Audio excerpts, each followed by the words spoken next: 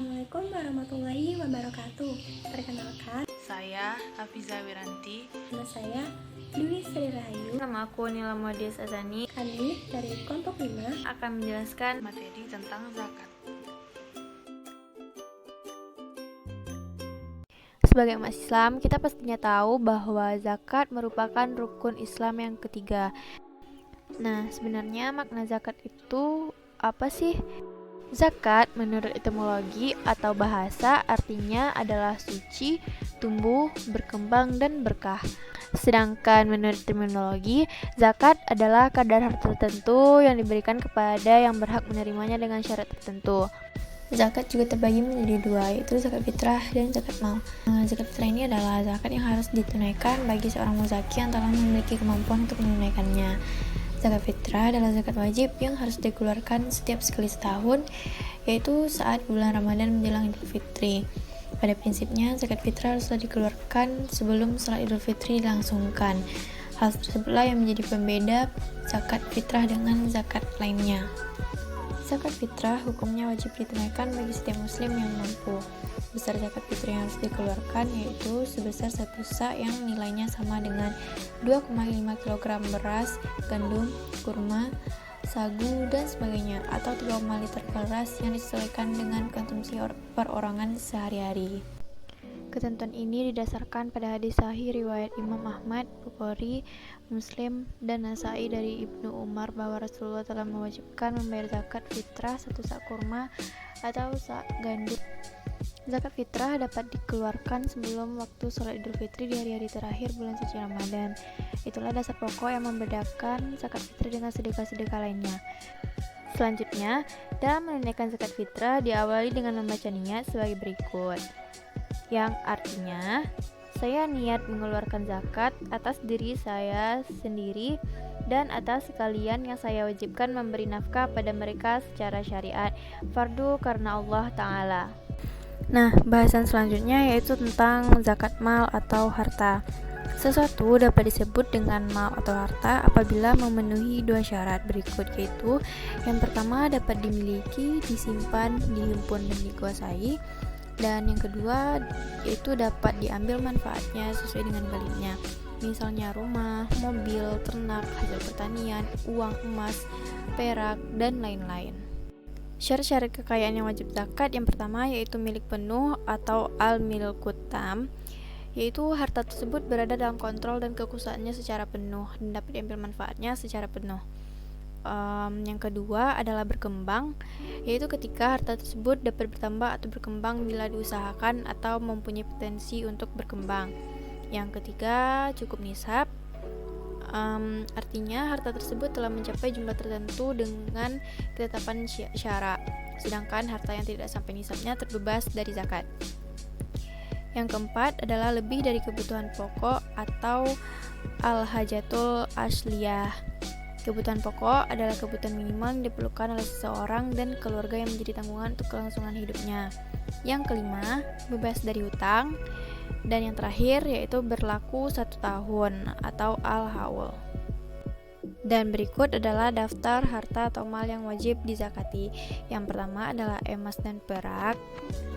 Kemudian ada binatang ternak, hasil pertanian, harta perniagaan, madin dan kekayaan laut. Kemudian yang terakhir adalah rikas. Selanjutnya yaitu perbedaan antara zakat, infak, sedekah, wakaf, hadiah, serta hibah. Yang pertama yaitu zakat. Zakat adalah kewajiban agama yang merupakan rukun ketiga dari rukun Islam.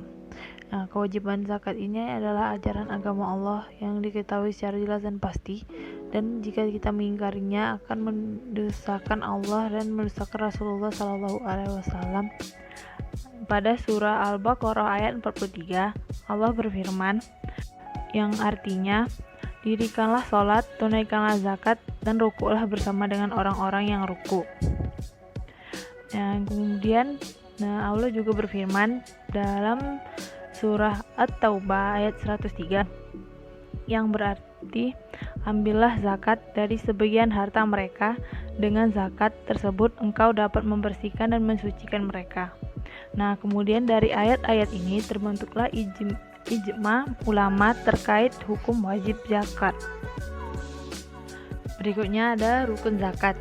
Rukun zakat ialah mengeluarkan sebagian dari nisab atau harta, yaitu dengan melepaskan kepemilikan terhadapnya, menjadikannya milik orang fakir, dan menyerahkannya kepada atau diserahkan kepada wakilnya, yaitu imam atau orang yang ditugaskan untuk memungut zakat. Nah, yang berikutnya ada syarat-syarat zakat. Syarat-syarat zakat adalah sebagai berikut, yaitu merdeka, Islam, balik dan berakal, harta yang dikeluarkan adalah harta yang wajib dizakati, harta yang dizakati telah mencapai nisab atau senilai dengannya, harta yang dizakati adalah milik sepenuhnya, kepemilikan harta yang telah mencapai setahun menurut hitungan dan tahun komariah, dan harta tersebut bukan merupakan harta hasil hutang. Berikutnya yaitu fungsi zakat. Fungsi zakat adalah membersihkan harta kekayaan atau aset yang dimiliki oleh setiap muslim sehingga harta yang dimiliki menjadi bersih, suci, dan berkah. Kemudian ada prinsip zakat, yaitu yang pertama ada keimanan. Zakat adalah sebagai sarana ibadah kepada Allah Subhanahu wa taala yang berfungsi mendekatkan diri kepadanya. Sehingga makin taat manusia menjalankan perintahnya, maka semakin dekatlah dia dengan Allah. Karena itu pada rukun Islam terdapat zakat. Yang kedua yaitu pemerataan dan keadilan. Prinsip ini mengajarkan untuk membagi lebih adil atas harta yang telah diberikan Allah kepada umatnya. Yang ketiga ada produktivitas 1 tahun, yaitu prinsip ini menekankan bahwa zakat harus dibayarkan karena telah menghasilkan 1 tahun yang merupakan ukuran normal memperoleh hasil tertentu. Selanjutnya yaitu orang-orang yang berhak menerima zakat. Berdasarkan surah At-Taubah ayat 60, jadi pendistribusian zakat saat ini dapat diberikan pada beberapa golongan berdasarkan surah At-Taubah tersebut. Yang pertama itu bagi fakir dan miskin. Jika memiliki potensi usaha, maka dana zakat dapat diberikan untuk pinjaman modal usaha sehingga mereka dapat pekerjaan dan dapat sarana-sarana pendidikan yang dapat melatih diri mereka. Kemudian ada zakat bagi amil yang dialokasikan untuk menutupi biaya administrasi dan memberikan gaji bagi amil yang telah mendarmakan hidupnya untuk kepentingan umat dan mengembangkan lembaga-lembaga zakat dan melatih amil agar lebih profesional.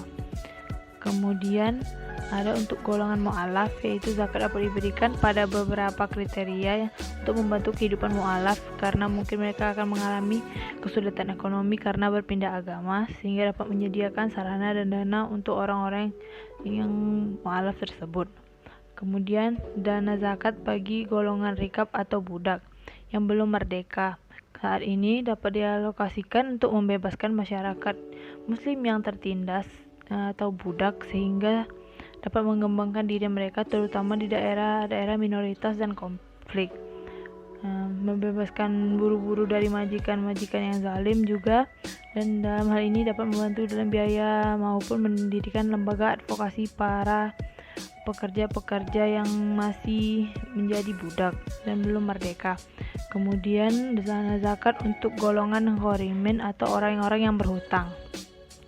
Dananya itu dapat dialokasikan untuk membebaskan utang yang terlilit oleh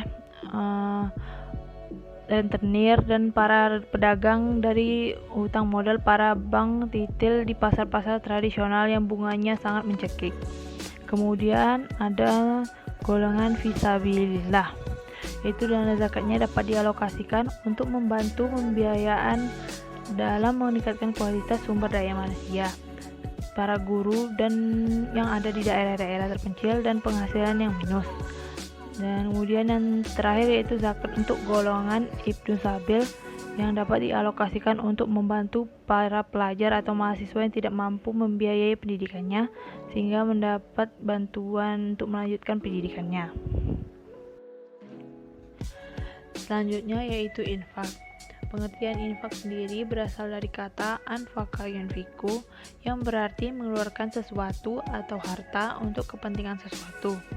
Menurut terminologi syariat, infak berarti mengeluarkan sebagian dari harta atau pendapatan atau penghasilan untuk suatu kepentingan yang diperintah Islam.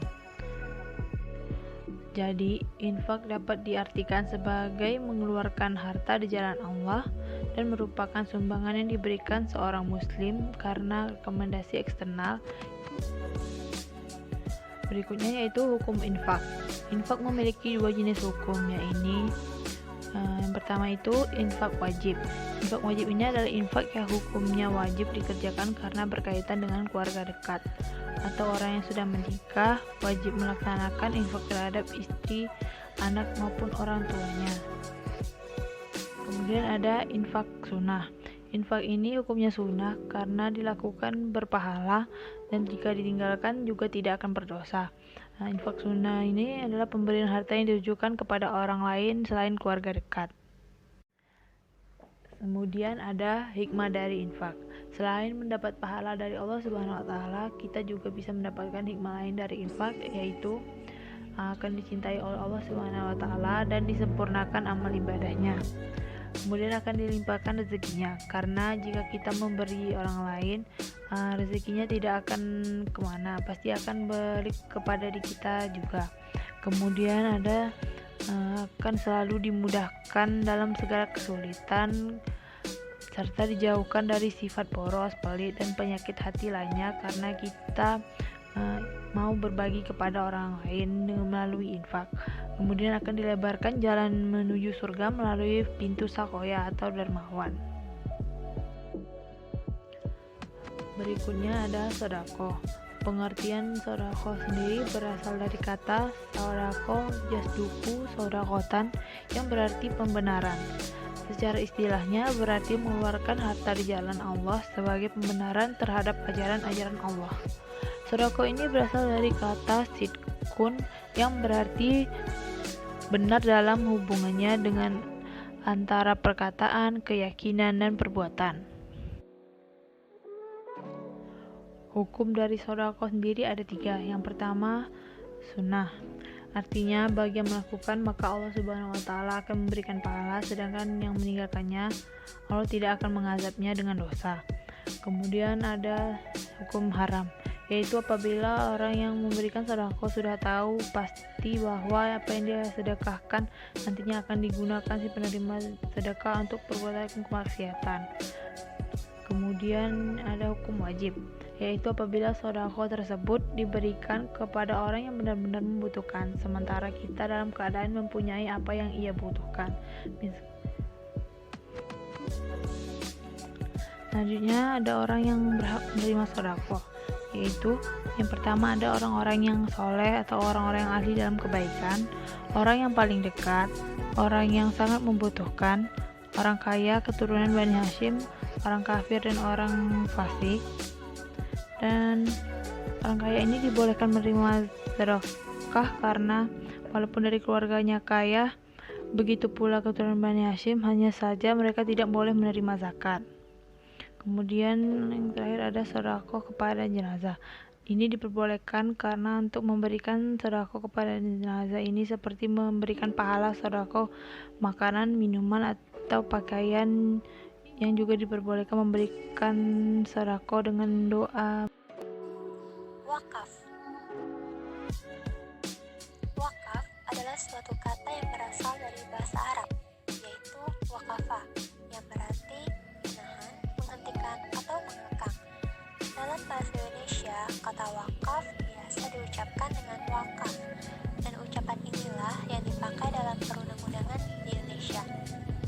Selain itu, menurut istilah, wakaf adalah menahan harta yang dapat diambil manfaatnya tanpa menghabiskan atau meneruskan bendanya, dan digunakan untuk kebaikan. Dasar hukum wakaf. Ulama sepakat bahwa wakaf merupakan ibadah yang dianjurkan syariat. Terdapat banyak dalil yang menjelaskan pensyariatan dan keutamaan wakaf. Di antaranya itu adalah Quran Surah Al-Imran ayat 92, yang artinya, kamu sekali-kali tidak sampai kepada kebajikan yang sempurna sebelum kamu menafkahkan sebagian harta yang kamu cintai. Dan apa saja yang kamu nafkahkan, maka sesungguhnya Allah mengetahuinya. Kemudian, sahabat Abu Talhah saat mendengar ayat tersebut bergegas mewakafkan kebun Bairuha, kebun kurma miliknya yang paling ia sukai. Nabi pun sangat mengapresiasi apa yang dilakukan oleh Talhah hingga beliau bersabda, "Bagus sekali, itu adalah investasi yang menguntungkan di akhirat." Hadis riwayat Al-Bukhari. Selanjutnya, rukun wakaf. Rukun pertama adalah wakif atau orang yang berwakaf, yaitu seseorang yang merdeka atau memiliki harta yang diwakafkan. Rukun yang kedua adalah objek yang diwakafkan atau mauquf, yaitu harta tertentu yang mubah pemanfaatannya dan dimiliki oleh wakif. Rukun ketiga adalah pihak yang berhak menerima manfaat wakaf atau mauquf alaih. Rukun keempat adalah sigot atau ungkapan akad wakaf, yaitu sebuah ungkapan atau perbuatan yang sesuai dengan adat setempat. Dengan itu wakif mewajibkan akad wakaf atas dirinya. Rukun yang terakhir atau rukun yang kelima adalah nazir atau pengurus wakaf. Disyaratkan nazir seorang yang amanah, jujur, dan memiliki pengalaman serta kemampuan mengurus wakaf dan kemaslahatannya. Kemudian jenis-jenis wakaf. Jenis-jenis wakaf berdasarkan peruntukannya terbagi menjadi dua, ada wakaf ahli dan wakaf khairi. Wakaf ahli adalah wakaf yang diperuntukkan bagi kepentingan dan jaminan sosial dalam lingkungan keluarga dan lingkungan kerabat sendiri. Sedangkan wakaf khairi adalah wakaf yang secara tegas untuk kepentingan keagamaan atau kemasyarakatan. Jenis-jenis wakaf berdasarkan jenis harta terbagi menjadi tiga, yaitu benda tidak bergerak, benda bergerak selain uang, dan benda bergerak berupa uang. Benda tidak bergerak bisa berupa bangunan ataupun rumah. Benda bergerak selain uang bisa terdiri dari air atau bahan bakar minyak. Sedangkan benda bergerak berupa uang dapat berupa wakaf tunai atau cash wakaf. Jenis-jenis wakaf berdasarkan waktu terbagi menjadi dua, ada mu'abbad dan mu'aqqad. Mu'abbad adalah wakaf yang diberikan untuk selamanya, sedangkan mu'aqqad adalah wakaf yang diberikan dalam jangka waktu tertentu. Kemudian, berdasarkan penggunaan harta yang diwakafkan, wakaf terbagi menjadi dua, ada mubashir dan mistithmari. Mubashir adalah harta wakaf yang menghasilkan pelayanan masyarakat dan bisa digunakan secara langsung seperti madrasah dan rumah sakit. Sedangkan mistithmari yaitu harta wakaf yang ditujukan untuk penanaman modal dalam produksi barang-barang dan pelayanan yang dibolehkan syara dalam bentuk apapun, kemudian hasilnya diwakafkan sesuai keinginan pewakaf. Hibah dan hadiah. Kata hibah adalah bentuk masdar dari kata wahaba yang artinya memberi karunia atau menganugerahi. Secara bahasa, hibah berasal dari kata wahaba, yahabu hibatan, berarti memberi atau pemberian. Kemudian, hadiah menurut arti lesikal adalah pemberian ganjaran sebagai pengharapan. Secara sederhana, hadiah dapat diartikan sebagai pemberian dari seseorang kepada orang lain tanpa adanya penggantian dengan maksud memuliakan. Hadiah adalah pemberian yang dimaksudkan untuk mengungkapkan rasa cinta. Dasar hukum hibah dan hadiah. Dasar hukum hibah dan hadiah terdapat dalam Quran Surah Maryam ayat 5 sampai dengan 6 yang artinya, dan sesungguhnya aku khawatir terhadap mawaliku sepeninggalku, sedang istriku adalah seorang yang mandul, maka anugerahilah aku dari sisi Engkau seorang putra yang akan mewarisi aku dan mewarisi sebagian keluarga Yakub. Dan jadikanlah ia, ya Rabbku, seorang yang diridhoi. Quran Surah Maryam ayat 5 sampai dengan 6. Selanjutnya itu ada rukun dan syarat hibah. Rukun hibah itu ada 3. Yang pertama, wahib atau penghibah. Yang kedua, mauhublah atau penerima hibah. Dan mauhub, sesuatu yang dihibahkan. Adapun syarat-syarat wahib atau penghibah, diantaranya, yang pertama, penghibah memiliki apa yang dihibahkan. Kedua, penghibah bukan orang yang dibatasi haknya karena suatu alasan. Ketiga, penghibah itu orang dewasa, sebab anak-anak kurang kemampuannya. Keempat, penghibah itu tidak dipaksa, sebab hibah itu akad yang mempersyaratkan keridoan dalam keabsahannya. Kemudian, syarat-syarat mauhublah atau penerima hibah. Di antaranya, benar-benar ada di waktu diberi hibah. Bila tidak benar-benar ada atau diperkirakan adanya, misalnya dalam bentuk janin, maka hibah tersebut tidak sah. Kemudian, apabila orang yang diberi hibah itu ada waktu pemberian hibah, akan tetapi dia masih kecil atau gila, maka hibah itu diambil alih oleh walinya, pemeliharaannya, atau orang yang mendidiknya, sekalipun dia orang asing. Kemudian, syarat-syarat mauhub atau barang yang dihibahkan. Di antaranya, yang pertama, harus benar-benar ada. Yang kedua, harta yang bernilai. Yang ketiga, dapat dimiliki zatnya, yaitu bahwa yang dihibahkan itu adalah apa yang biasa dimiliki, diterima peredarannya, dan pemilikannya dapat berpindah tangan. Keempat, tidak berhubungan dengan tempat milik penghibah, seperti menghibahkan tanaman, pohon, dan bangunan tanpa tanahnya. Sekian pembahasan tentang zakat yang dapat kami sampaikan. Semoga bermanfaat. Wassalamualaikum warahmatullahi wabarakatuh.